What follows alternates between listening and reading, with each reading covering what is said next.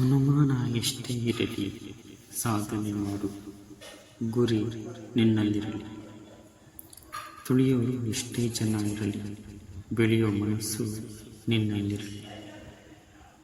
ಒಂದು ಕಲ್ಲು ಶಿಲೆ ಆದರೆ ಕೈ ಮುಗಿದು ನಮಸ್ಕಾರ ಮಾಡ್ತಾರೆ.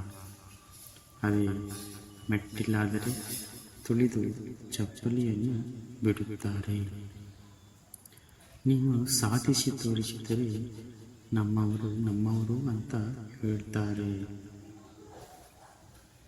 ಸೋತ್ರೆ ನಮ್ಮವರೇ ಚುಚ್ಚು ಮಾತುಗಳಿಂದ ನಮ್ಮನ್ನು ಅವಮಾನ ಮಾಡ್ತಾರೆ. ನಿಭಾಯಿಸಲು ಯೋಗ್ಯತೆ ಇಲ್ಲದ ಮನುಷ್ಯನಿಗೆ ಅಧಿಕಾರವಾಗಲಿ ಜವಾಬ್ದಾರಿಯಾಗಲಿ ಕೊಡಬಾರದು. ಒಂದು ವೇಳೆ ಕೊಟ್ಟರೂ ಲಾಭ ಇಲ್ಲ.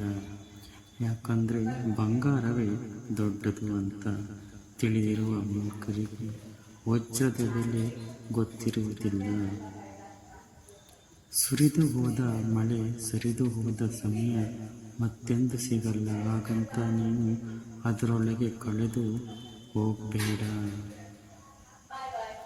ಇನ್ನೊಬ್ಬರ ಬಾಳಿನ ಪುಸ್ತಕದಲ್ಲಿ ನೀನು ಒಂದು ಅಧ್ಯಾಯ ಅಷ್ಟೇ ಅರ್ಥ ಆಗದೇ ಇದ್ರೂ, ಇಷ್ಟ ಆದರೂ ಆಗದೇ ಇದ್ರೂ ಪುಟ ತಿರುಗಿಸಿಯೇ ಬಿಡುತ್ತಾರೆ. ಮುಗಿದು ಹೋದ ವಿಷಯದ ಬಗ್ಗೆ ಚಿಂತಿಸಬೇಡ. ಕೆಳಗೆ ಬಿದ್ದ ಹೂವು ಮತ್ತೆ ಗಿಡ ಸೇರುವುದಿಲ್ಲ. ನೀನು ಇನ್ನೊಬ್ಬರ ಜೀವನದ ಬಗ್ಗೆ ಸುಮ್ಮನೆ ಇಲ್ಲ ಸಲ್ಲದ ಕಥೆಗಳನ್ನು ಕಟ್ಟಬೇಡ. ಯಾಕಂದರೆ ನಿನ್ನ ಜೀವನದ ಬಗ್ಗೆ ಬೇರೆಯವರು ಕಾದಂಬರಿಯನ್ನೇ ಬರೆಯಬಹುದು.